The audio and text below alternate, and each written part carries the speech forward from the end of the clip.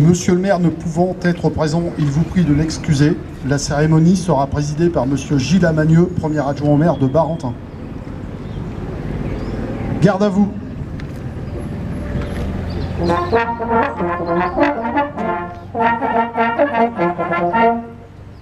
Prêt pour les couleurs? Envoyez.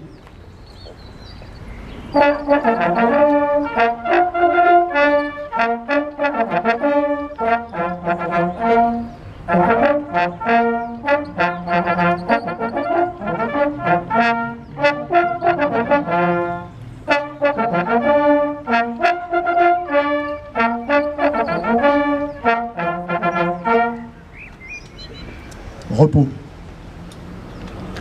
Dépôt de gerbes et de lumignon par les représentants du conseil municipal jeune au révérend père Bunel.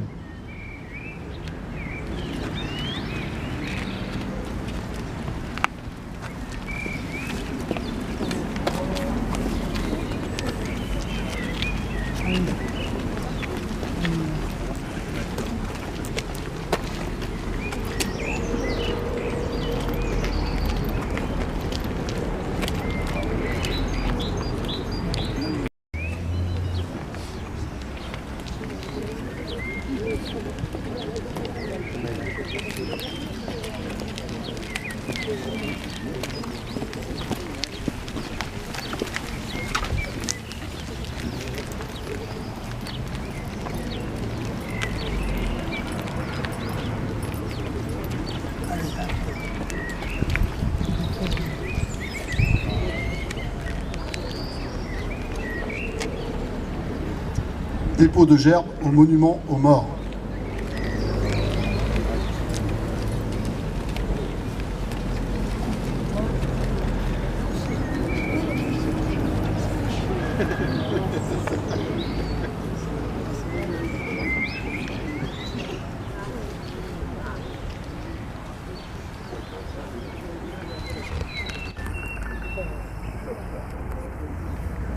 Aux morts.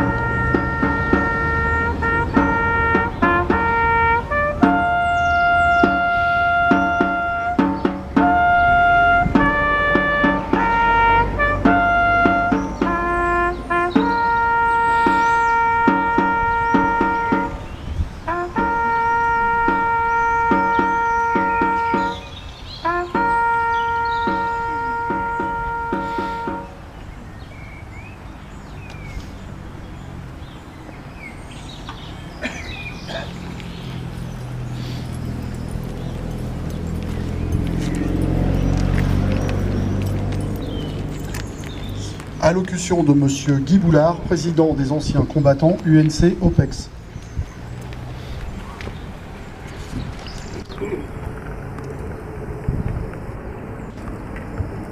Monsieur le premier adjoint au maire, mesdames les élus, messieurs les élus, mesdames et messieurs,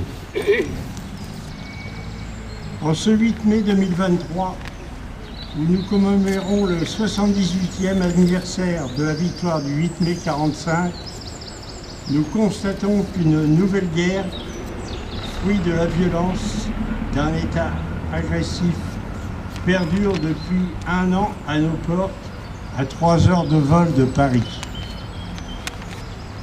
Rappelons-nous l'épisode de la drôle de guerre de 39-40, début de la Seconde Guerre mondiale, qui avait d'abord embrasé l'Europe avant de s'étendre au reste du monde. Honorons la mémoire de toutes celles et tous ceux issus de l'Empire français et de la métropole qui ont contribué au combat pour la liberté, à la libération de notre pays sous le joug nazi, à son redressement et à son retour dans le concert des nations. Préparons-nous en cette période incertaine à toutes éventualités. Les menaces ne sont pas seulement en Europe de l'Est. Le terrorisme mutant permanent continue à sévir sur tous les continents et nous menace à domicile. Le contexte géopolitique mondial est changeant au rythme des crises et des confrontations des intérêts économiques et politiques de nombreux pays, notamment ceux dits émergents. Recouvrons et développons l'esprit de défense, en particulier chez nos jeunes. Préparons-nous à la résilience, cette capacité à se rétablir dans l'adversité et à mobiliser toutes les énergies pour assurer la survie de nos institutions et préparer à une reconstruction si nécessaire. L'UNC, au niveau national et local, s'investit dans cette démarche. À cet effet, elle s'appuie sur ses adhérents sans distinction, anciens d'Indochine, anciens d'AFN, les plus jeunes et d'anciens combattants et orphelins de guerre. Ils agissent dans le domaine de la solidarité, de la mémoire et de l'action civique, notamment au sein des réserves et au service national universel, ainsi qu'à travers ces cadets de l'UNC. Aujourd'hui, en cette date anniversaire, ici, tous rassemblés, nous nous devons d'être plus unis que jamais autour de notre drapeau, de nos valeurs séculaires et surtout autour de nos armées engagées à l'extérieur et à l'intérieur de notre pays au service de la France. Je vous remercie.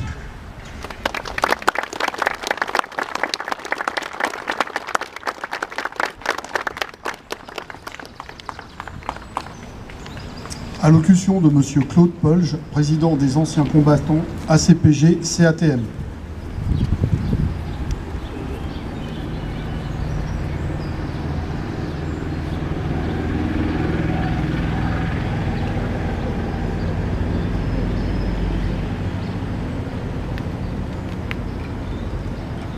Monsieur le premier adjoint au maire, Mesdames, Messieurs les élus et les corps constitués, en vos noms et qualités, Mesdames, chers camarades.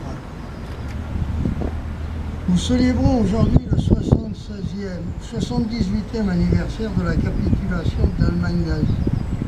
La France était présente aux côtés des Alliés à l'acte qui consacrait la fin des combats sur le front ouest de la Seconde Guerre mondiale. La paix s'établissait définitivement le 12 septembre 1945 avec la capitulation du Japon. Aujourd'hui, fin février 2022, la guerre enflamme les portes de l'Europe comme si la cruelle comédie du monde était infinie. Malheureusement, ce conflit a été déclenché par l'un des alliés de 1945, manque permanent du Conseil de sécurité de l'ONU, en violation du droit international.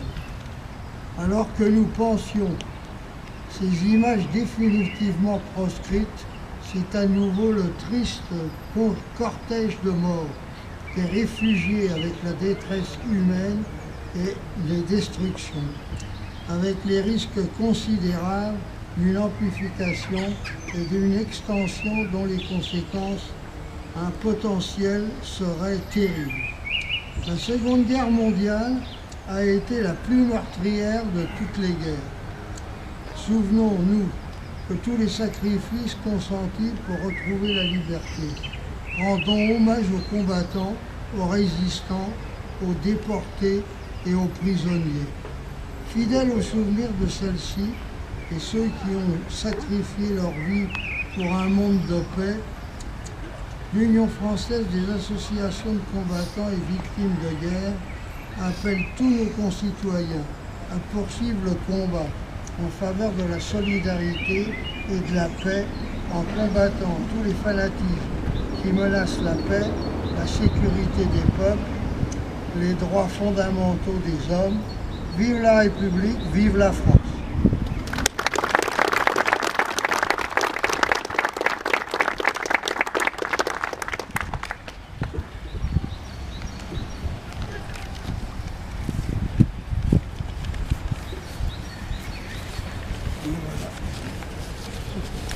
Allocution de Monsieur Gilles Amagneux, premier adjoint au maire de la ville de Barentin.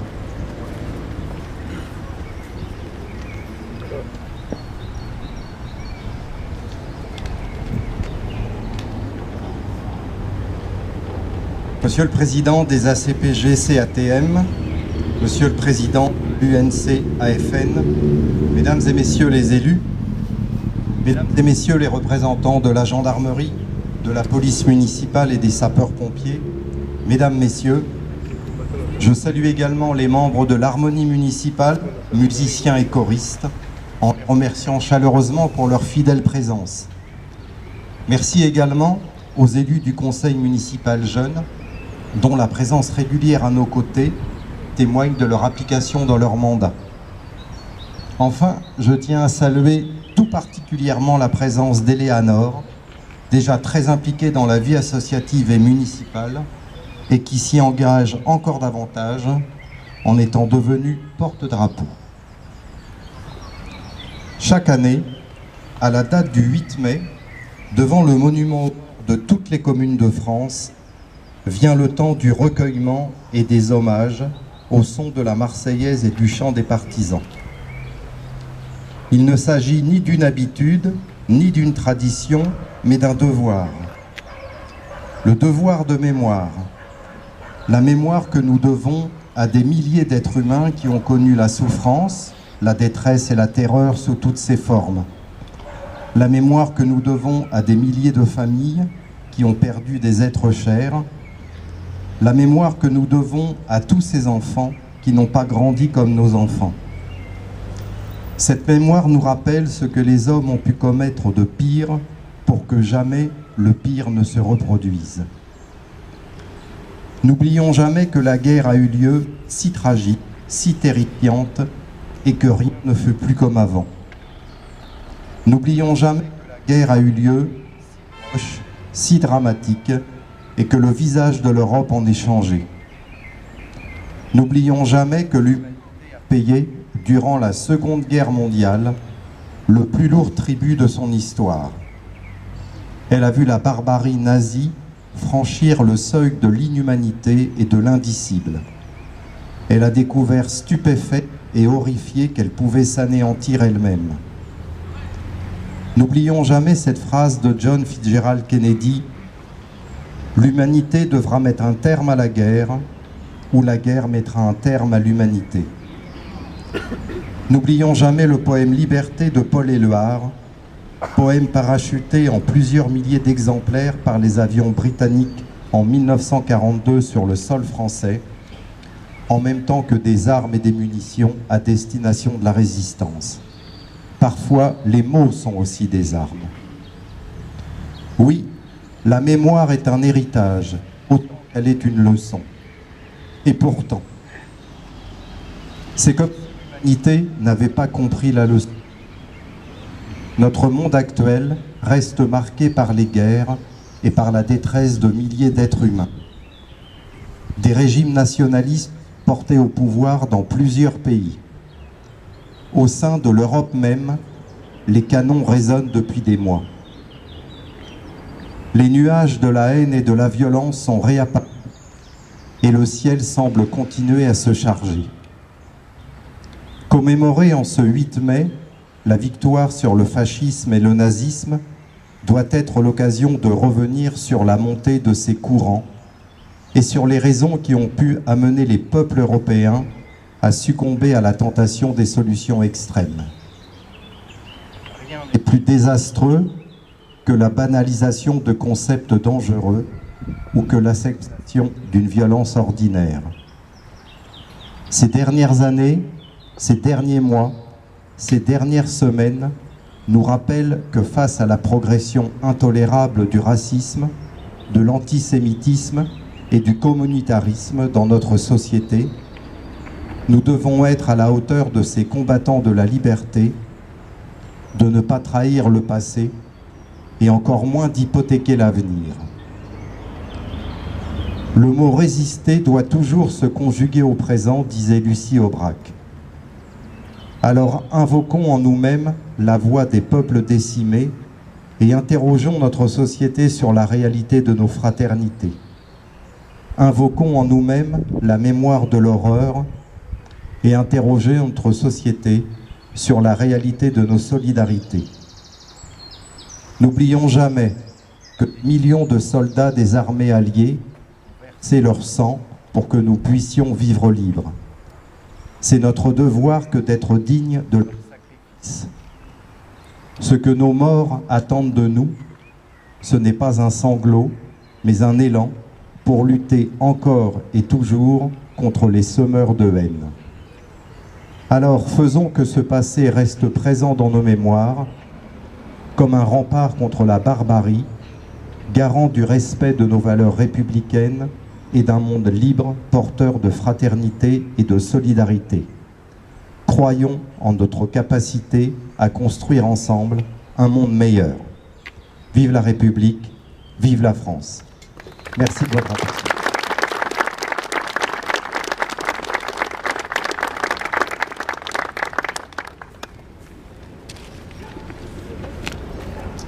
Allocution de Madame Françoise Lemaire Delacroix, conseillère municipale déléguée de la ville de Barentin.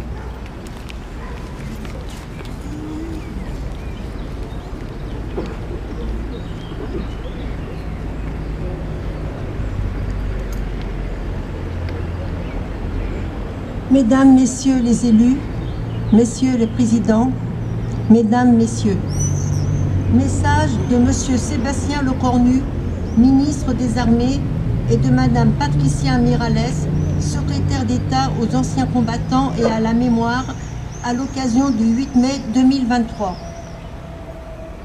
8 mai 1945, il y a 78 ans, l'Allemagne nazie capitule devant les Alliés réunis à Berlin. C'est la victoire. Ce jour-là, les forces de la liberté triomphent non seulement contre une armée, mais aussi contre une idéologie qui écrasait l'Europe et la liberté de ses peuples. Après 6 années de guerre, l'écho de l'armistice se répand partout sur le continent, apportant au peuple la joie de la libération et la fierté d'avoir vaincu. Après 6 années de terreur, la lumière se lève enfin sur tout un pays, révélant à la fois l'opprobre de ceux qui ont collaboré et le courage de ceux qui ont résisté pour permettre la victoire. Il y a 80 ans, l'année 1943 fut une année terrible. La répression s'accroît, l'extermination des Juifs d'Europe et des opposants au régime nazi bat son plein. Pourtant, le cours de la guerre change. À l'Est, les armées nazies ont perdu la bataille de Stalingrad. Au Sud, les Alliés ont débarqué en Afrique du Nord. Ils le feront bientôt en Italie. La Corse est libérée en septembre. Nos outre-mer se distinguent dans les 3 océans et notamment dans les Antilles et en Guyane par la dissidence opposée à Vichy. La 2e division blindée du général Leclerc est créée. Elle débarquera quelques mois plus tard en Normandie avant de libérer Strasbourg puis Paris. Il n'y a plus une parcelle de notre territoire où nous ne compte de résistants à l'occupant. Chacun peut ressentir que le destin des armes a basculé. Même si la lutte sera encore longue, l'épreuve présente n'est pas terminée, mais voici qu'au loin se dessine la fin du pire drame de notre histoire, indique le général de Gaulle aux Français libres et aux Français occupés dans son message du 14 juillet 1943. La résistance s'unit partout en France et, sûre de l'issue finale du combat, s'engage dans l'élaboration de ce qui réunira les Français après la guerre. Les ombres qui pèsent sur le destin de la nation s'éclaircissent assez pour qu'un dessein pour la France d'après-guerre puisse commencer à être tracé. Avec la fin du conflit, apparaissent de nouveaux défis pour reconstruire l'Europe, pour renouer avec la démocratie et pour soutenir nos soldats qui poursuivent le combat dans une guerre qui n'est pas encore achevée en Asie. Il faudra enfin tirer les conséquences des échecs militaires de 1940 pour renforcer les armées de la France face aux menaces qui la visent. Hier comme aujourd'hui, c'est un combat que nous ne devons pas perdre de vue. Avec la victoire vient aussi le retour des prisonniers, des déportés et la longue attente de ceux qui ne reviendront pas, ayant sacrifié leur vie pour notre liberté. Enfin, il y a tous ceux que plus personne n'attend, car ils ont été déportés par familles entières dans des convois vers l'Est, qu'un holocauste achevait. Écoutons les survivants et les vétérans qui nous transmettent la mémoire de leurs compagnons, pour que leurs témoignages ne disparaissent pas avec eux et qu'ils inspirent ceux qui s'imaginent leur liberté pour définitivement acquise. Souvenons-nous enfin du sang versé. Il fut le prix de notre liberté. Mourir pour que d'autres puissent vivre libres, c'était le prix exorbitant dont plus de 10 millions de soldats alliés se sont acquittés. Un prix qui, hier comme aujourd'hui, augmente à chaque renoncement, à chaque fois que nous oublions notre passé. Au bout, le 8 mai 1945 offrit la plus grande gloire du monde aux femmes et aux hommes qui n'avaient pas cédé. La victoire leur offrit la liberté. Vive la République, vive la France.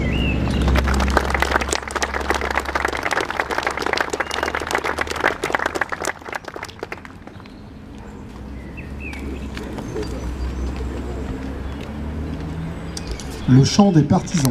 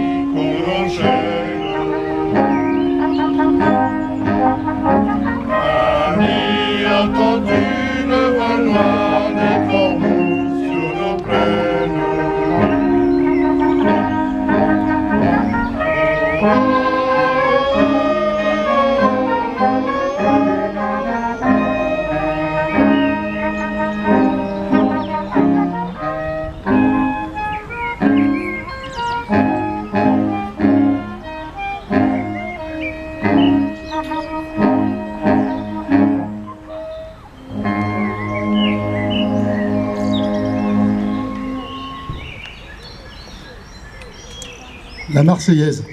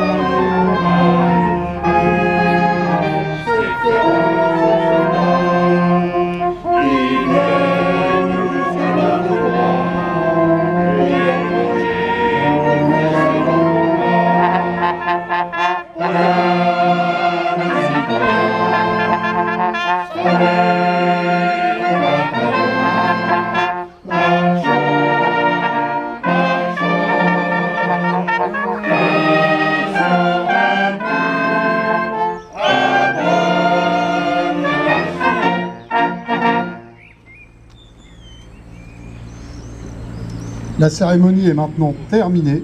À 11h45, inauguration de la Fête de la Fleur, place du commandant Duboc. Nous vous remercions de votre participation.